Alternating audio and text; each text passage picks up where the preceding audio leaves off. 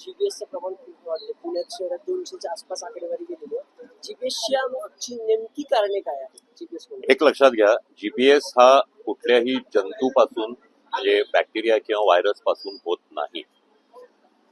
काही ठराविक व्हायरसेस म्हणजे नोरो व्हायरस सारखे व्हायरसेस आणि कॅम्प्युलोबॅक्टर जेजुनी सारखे विषाणू अन्न पदार्थातून आपल्या शरीरात जातात. आपल्याला उलट्या जुलाबांचा आजार होतो किंवा काही श्वसनाचे इन्फ्लुएन्झा सारखे किंवा कोविड सारखे विषाणू आपल्या श्वसन संस्थेत जातात. सर्दी ताप खोकला होतो.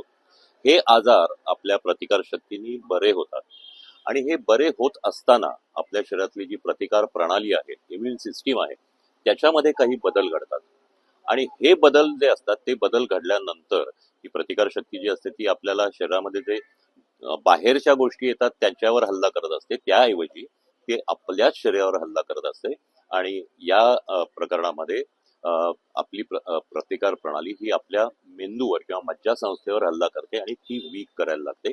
त्या मज्जातंतूंवरचं जे मायलिन शीथ असतं, जे आवरण असतं, ते विरघळायला लागतं आणि हा पहिला आजार बरा झाल्यानंतर जो संसर्गजन्य आजार आहे तो बरा झाल्यानंतर सांगतात 3 आठवड्यांनी हा आजार उद्भवतो.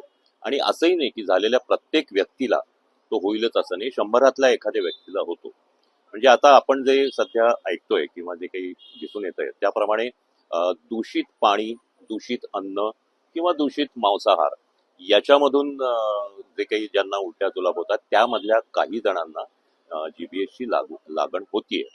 आता यामुळं असं म्हणणं हे वरवरचं किंवा वरकरणी राहील की मांसाहार केल्यामुळं तुम्हाला जियाबारी सिंड्रोम होतो, असं नाहीये. झालेल्या प्रत्येकाला ते होत नाही. त्यातल्या काही जणांना होतो. हे बरोबर आहे की आपण दूषित मांस खाऊ नये किंवा उघड्यावरचं अन्न खाऊ नये, पाणीही आपण स्वच्छ किंवा पूर्ण जंतुविरहित प्यावं, कारण ते जर तसं नसेल तर आपल्याला इतर आजार होतील, उलट्या जुलाब होतील, सर्दी खोकला होईल किंवा इतर टायफॉइड सारखे, कावीळ सारखे आजार होतील जे अन्नातून पसरतात. पण प्रत्येक व्यक्तीला, जसं प्रत्येक व्यक्तीला कावीळ होईल असं नाही, प्रत्येक व्यक्तीला टायफॉइड होईल असं नाही, तसं प्रत्येक व्यक्तीला जियाबारी सिंड्रोम होईल असं नाही. त्याच्यामुळे घाबरायचं कारण नाही.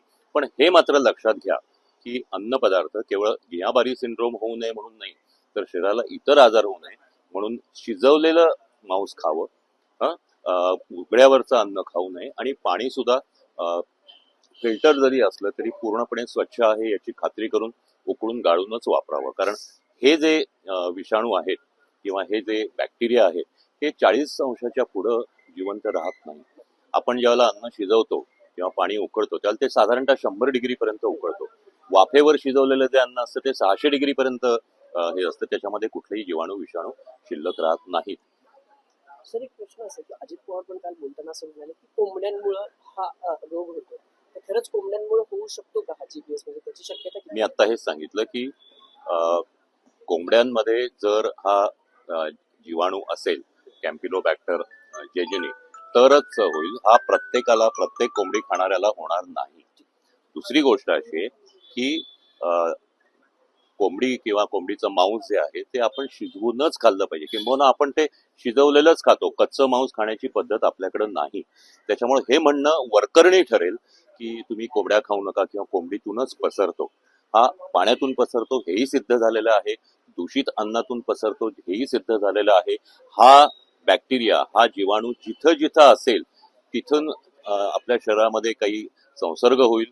तो संसर्ग झाल्यानंतर आपल्याला उलट्या जुलाब होतील आणि उलट्या जुलाब झाल्यानंतर, तो बरा झाल्यानंतर 3 आठवड्यांनी जर आपली प्रतिकार शक्तीमध्ये बदल घडला असेल तरच हा आजार होतो. त्याच्यामुळे असं प्रत्येकाला सरसकट हा आजार होईल असं म्हणणं हे फार वरकरणी ठरेल.